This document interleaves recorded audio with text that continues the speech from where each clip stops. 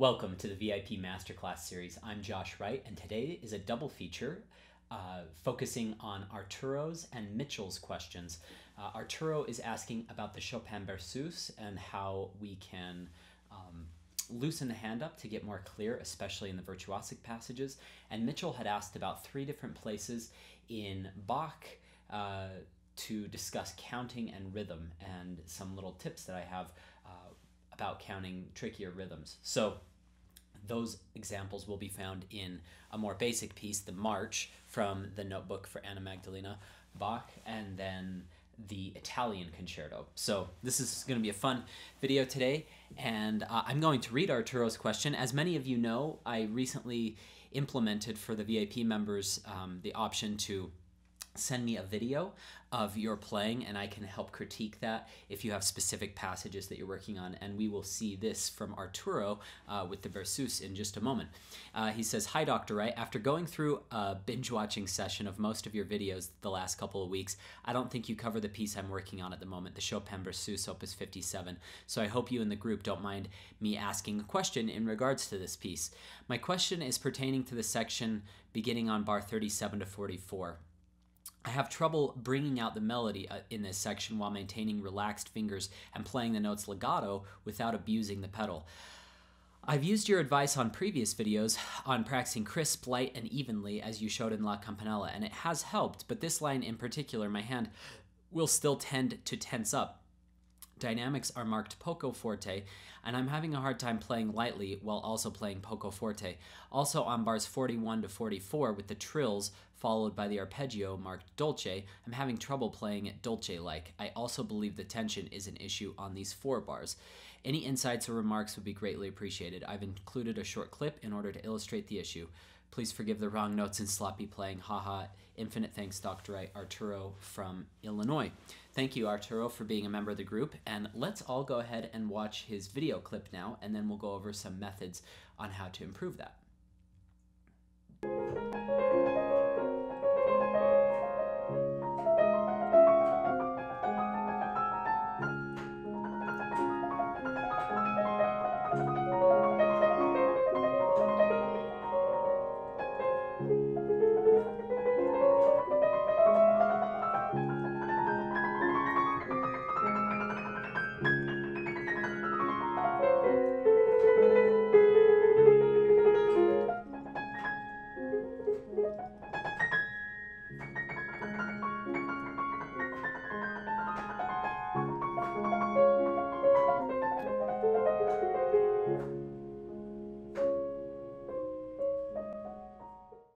Okay, I'm going to start with bar 39 since that's where you said the tension really started to set in.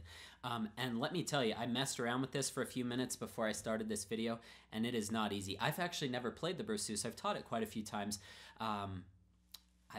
And this is one of my favorite Chopin works, so I really just need to add it to my list of repertoire, maybe after Saint-Saëns, I don't know.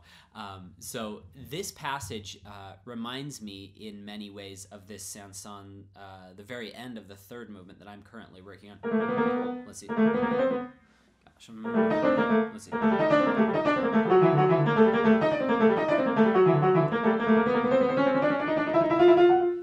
When you're ascending in those octaves,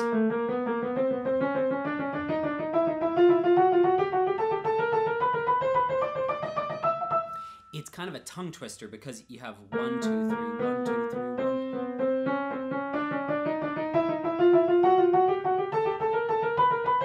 It kind of feels unnatural when you, and especially when you get going fast,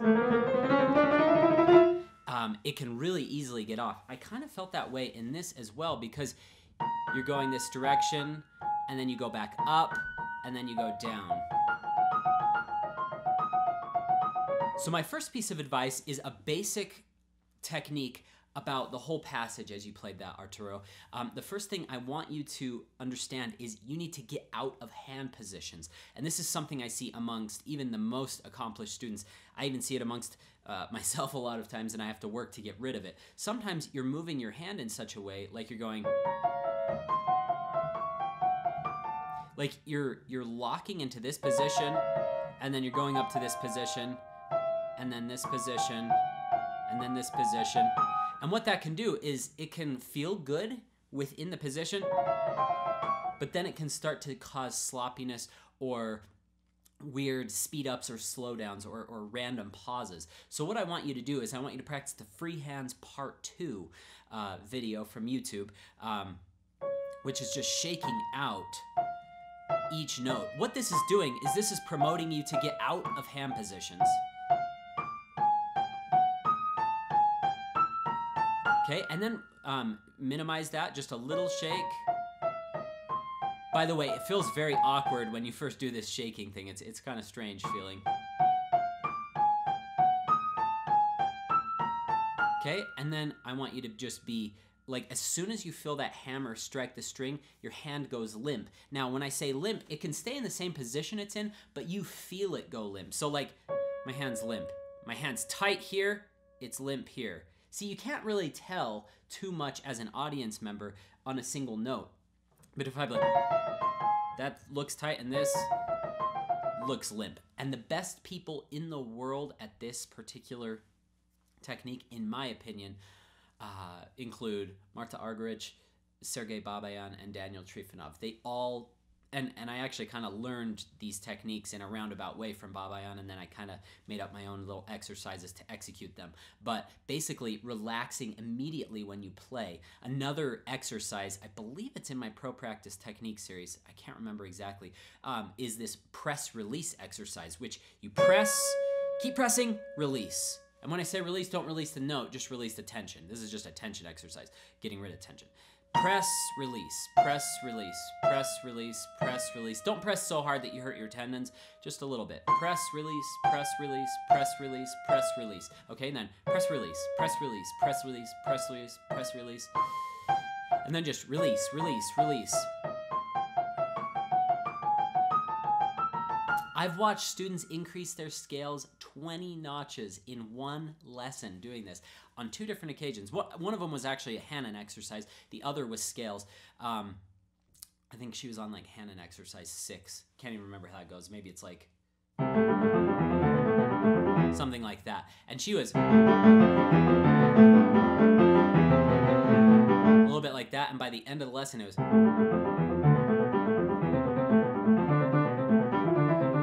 Kim from Ireland. It was amazing. And then Bruno, one of my private students on Skype, also, he increased his scales from 100 to 120 in the lesson. It was so funny. He's like, I just want to work on scales this lesson for the whole hour. I was like, okay.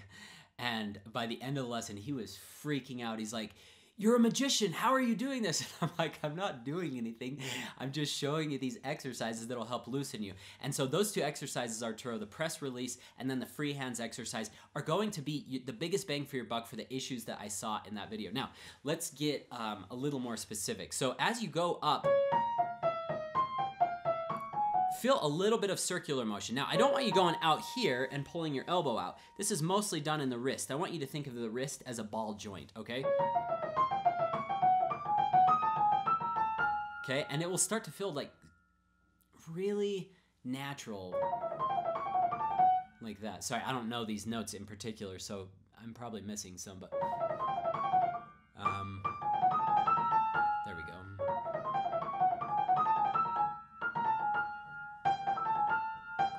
Oh, whoops. The other thing that I want you to do, and this is good for anybody working on scalar passages or any fast passage for that matter, is I noticed in your playing, something I see in almost every student, there are random accents. Now, you're not doing it like this, like super pronounced, but just like, see how each note isn't the same? And now I'm not saying every note of the whole passage needs to be the same, but I do like to start from a totally neutral spot. For instance, I had a girl up at the university. She's just a freshman. Never taught her before. She came to her first lesson last week, and she was playing this Schubert.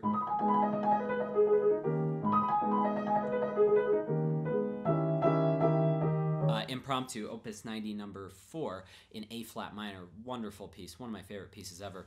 And she played like this. And we talked a lot in the lesson about neutralizing everything. So we did a lot of loud practice. all soft.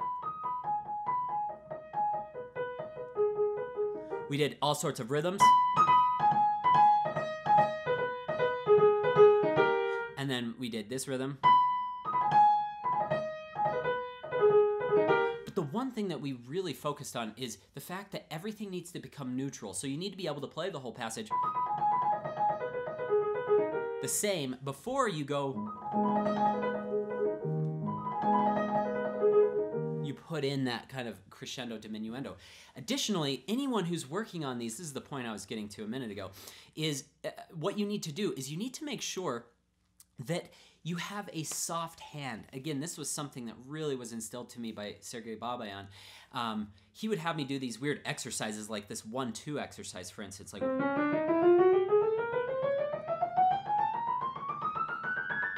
So it's like, oh, that looks pretty basic. 1, 2, 1, 2, 1, 2. But then you're going 1 on the black keys, 1, 2, 1, 2, 1, 2. And, you know, and you can try tucking your fingers under, or you could try keeping them out, but relaxed. But the whole point was to get the thumb soft. I see that a lot in people's scales. They tend to accent their thumb. So as you're playing this, Arturo, try to especially keep the thumb soft. Also keep the pedal off. And try to just get that, just light like that. Also, you can watch my video called Purling, which we're going to get to in a minute when we get to bar, I believe it's 43. You had mentioned in your email, you're like, I hope I numbered these right, and I hope I did too. We seem to be on the same page. So for this passage, I have a few suggestions. And I would have to practice that a lot myself in order to get that. That's not just a passage I can sit down and sight read like super fast. What I would think of is I think of different groups than just the original 3. So 1, 2, 3, 1, 2, 3, 1, 2, 3, 1, 2, 3. That's how we tend to think because that's how they're grouped. But I think and 2 there, and 2 there. Da dum bum bum bum. So 1, 2, 3, 1, 2, 3, 1, 2, 3, 1, 2, 3, 1, 2, 3, 1, 2, 3. You could do 2 there, and 2 there, and 2 there, and 2 there.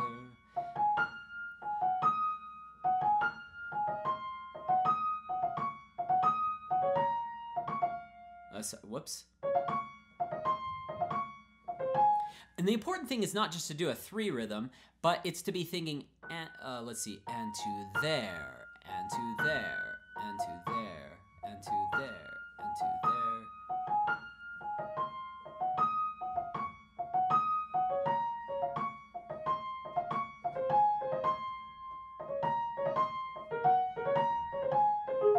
So just like in that Saint-Saëns, I've practiced this so many times.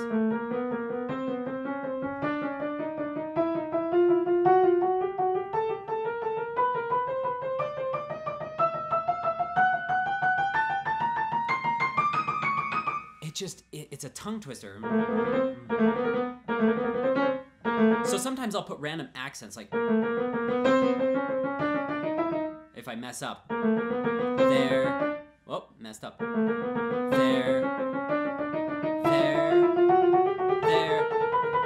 Okay, and stuff like that. Then when I get going,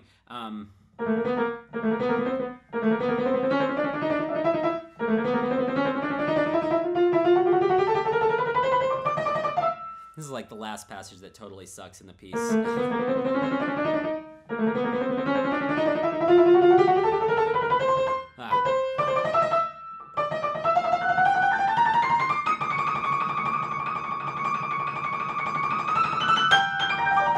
So I'm still working on that, and this is very similar because it's changing directions, and the pattern, although it seems consistent, it's not consistent because it just looks like, oh, this is easy. They're just a bunch of sixths, but this changes direction.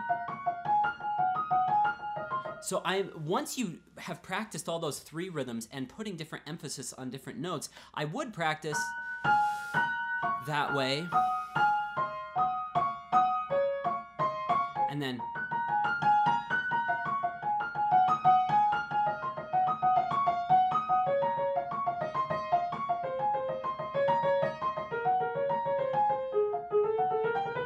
And then when you start to increase,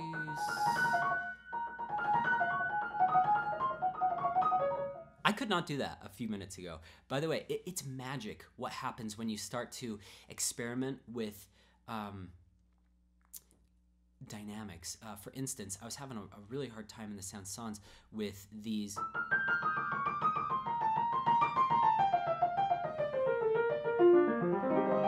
Those little passages, because there's 4 of them. One starts on E. The next starts on F sharp.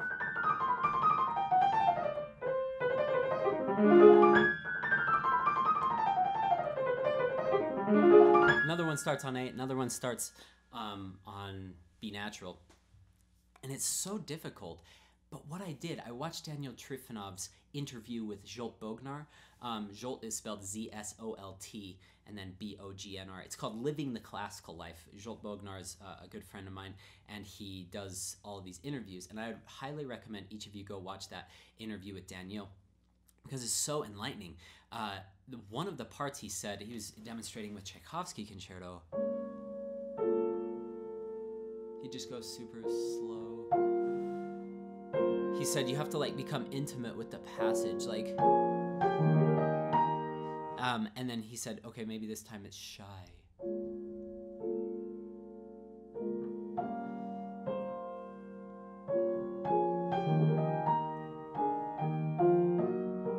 And then maybe this time it's bold.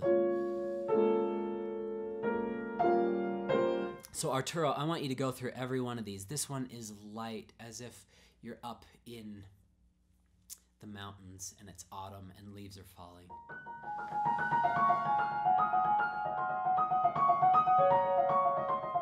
Very sweet and kind of fresh sounding. This one's cold. This is snowfall. Already, my fingers are starting to work differently, and I'm not making this up. I promise all of you, this is real. I'm not, I don't have this passage memorized. You're watching me improve as I go through these. This, I think, is the key to this whole video. When you insert these emotions, along with the exercises, those exercises are a prerequisite, but when you start to experiment with these different emotions, stuff starts to happen. Maybe this is kind of the flutter in your heart as you're about to have this beautiful newborn baby and you don't know if you're going to be a good parent at all. I've had that feeling, my gosh. And then let's try this together.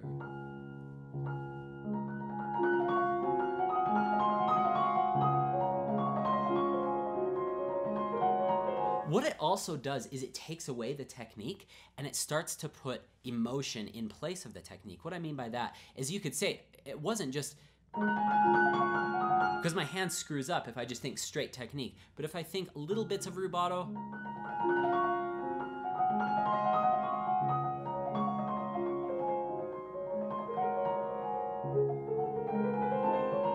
however this goes. Okay, and it starts to be magical. And as you can see, it did not sound like this a few minutes ago. It didn't.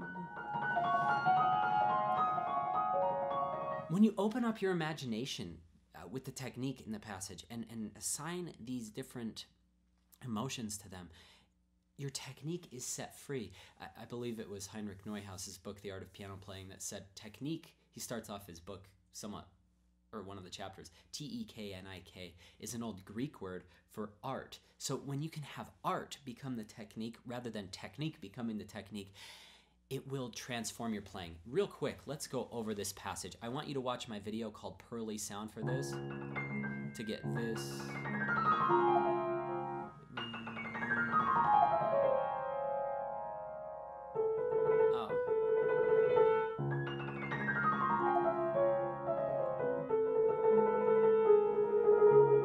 Let's try that again.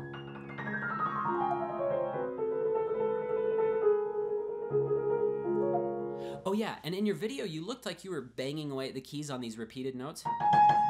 Just make sure you try practicing 4, 3, 2, 1, 5. 4, 3, 2, 1, 5.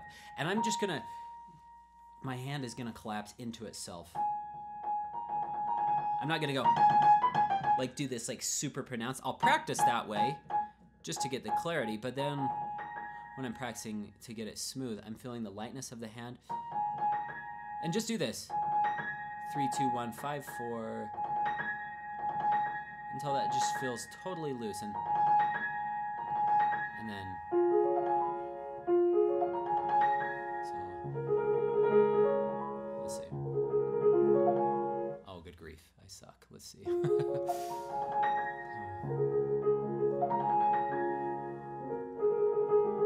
then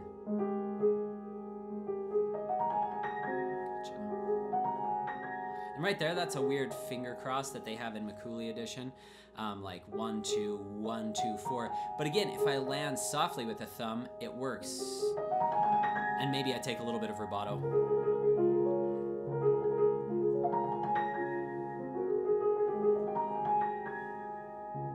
Okay, I hope that helps. I know we got pretty artistic in there and a little bit out there about the psychology of playing this, but it really makes a difference. I'm not a teacher that just likes fluff in lessons. I don't like to just, play more mysteriously and that will fix your problems.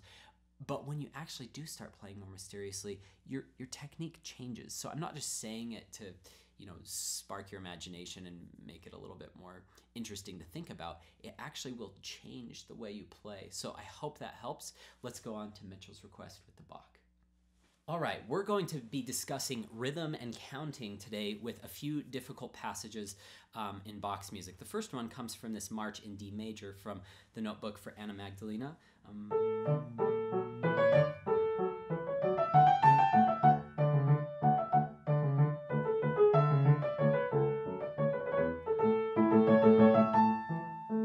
As you can see from the little passage, I have some things written in here that I notated for Mitchell, but you can see the educational editorial marking in this edition gives you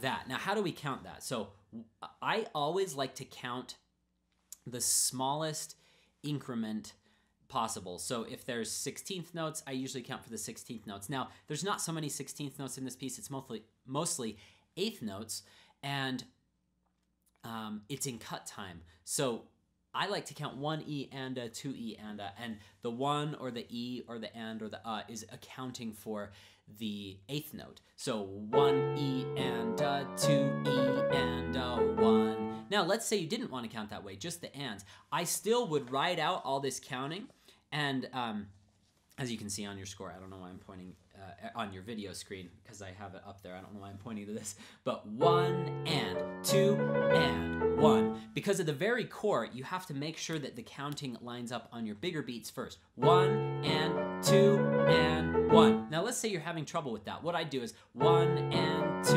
and 1. 1 and 2 and 1. And then I'd go 1 E and a, 2 E and a, 1. So leave out the trill. That's a really good way to practice at the beginning before you start introducing those things. Okay, and then 1 E and a, 2 E and a, 1. Okay, so I went a little further with it. 1 E and a, 2 E and a, 1. Okay, now I'm just going to do 1 E and a, 2 E and. Now let's just isolate this. 2 E and, 2 E and, 2 E and. Okay, now let's say that you're having trouble with that and you're going,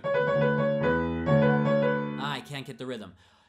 What you can do is you can isolate that passage and you can count it by itself in a different counting. So rather than going 2 E and, because that doesn't really help you all that much with this, like 2 E and, like you might be going 2 E and or 2 E and being confused. You could go 1 E and 2, 1 E and 2, 1 E and 2. Do it without counting.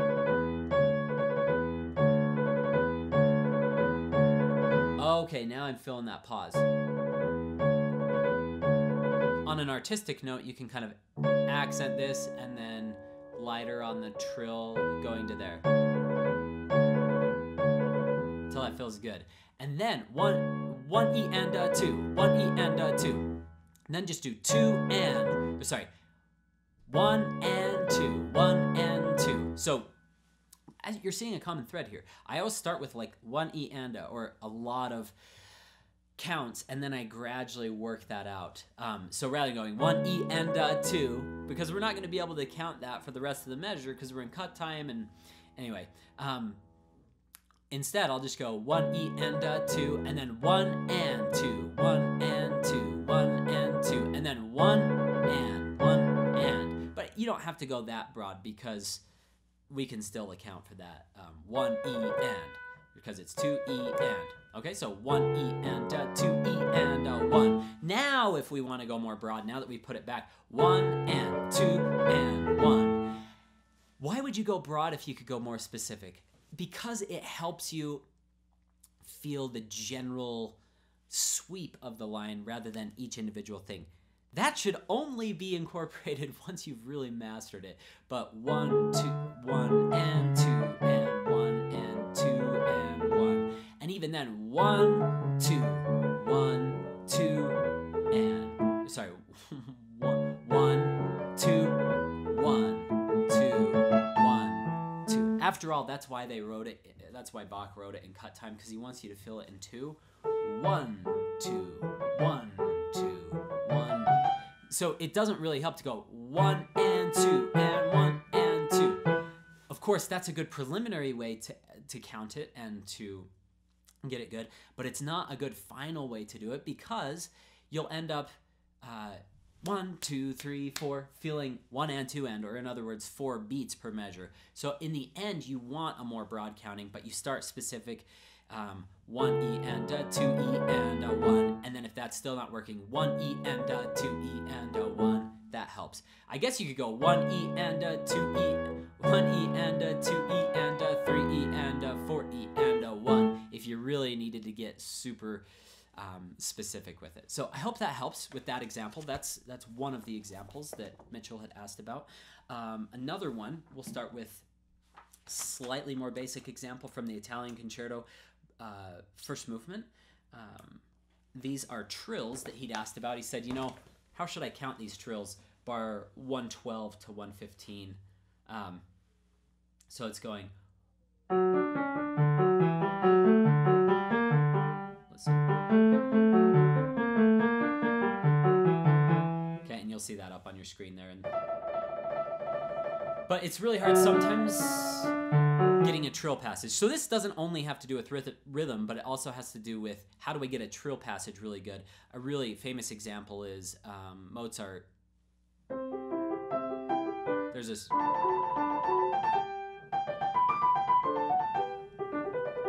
So how do we get that good? So what I would do is I'd start by just doing a held note. Maybe playing each of the downbeats. Sorry. Till that feels good. Put it on every, not just the downbeats, but every main beat now.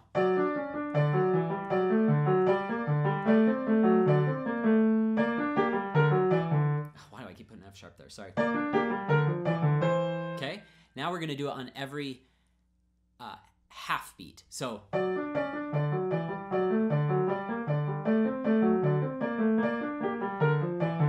drive your neighbors crazy with this one, okay?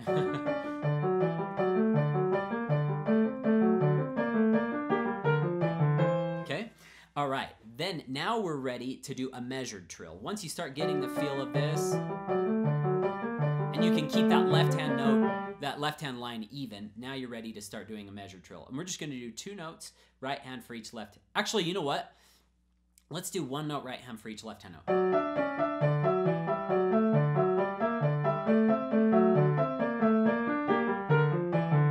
Until that feels good. You might think, this is so stupid, Josh. Why are you doing this? This is going to screw you up for the future. I have seen it mess students up, but the purpose behind it is to get you not locked into one way of doing this, because some students can only do a measured trill. And I'm having you do all these weird ways to get you out of that habit, okay? So here's the next way. So we just did.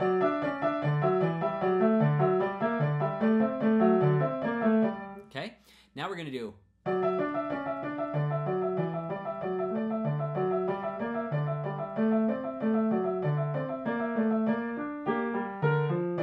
Okay, now we're gonna do 4 notes.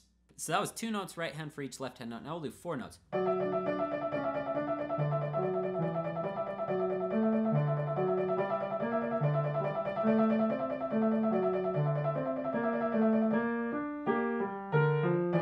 Okay, now if you really want to go crazy, do 3 notes,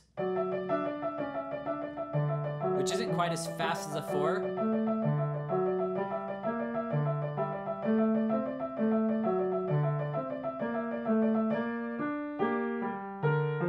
Then 5.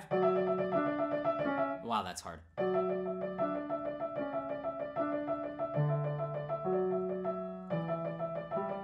1, 2, 3, 4, 5, 1, 2. I gotta count this out loud. That's confusing me.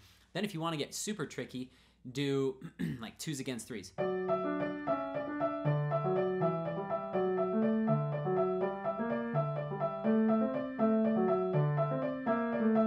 And then 3 against 4s. Let's see.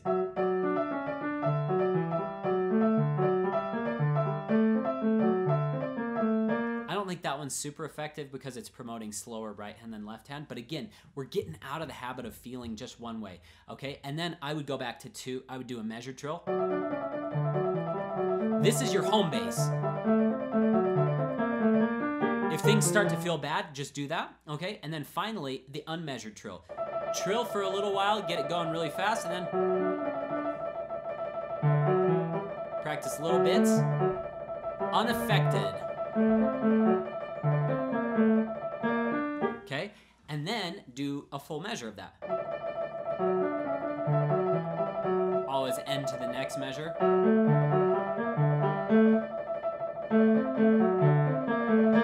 Okay, and then 2 bars at a time, and then 3 bars at a time, then you've got the whole passage.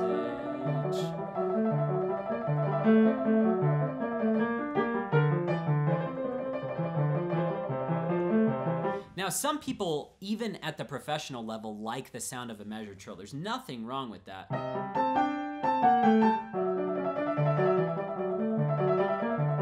Because, actually, I'm going way too slow, to be honest. 1 E and a 1 E and a 2 E and a 1 E and a 2 E and a 1 E and a 2 E.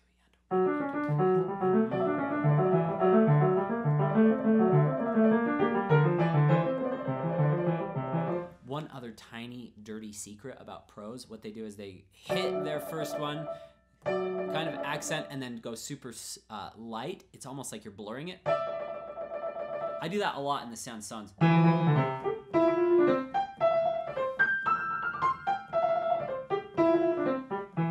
It gives you the illusion of being able to play more notes than you actually are, because if you go, it sounds super lame, whereas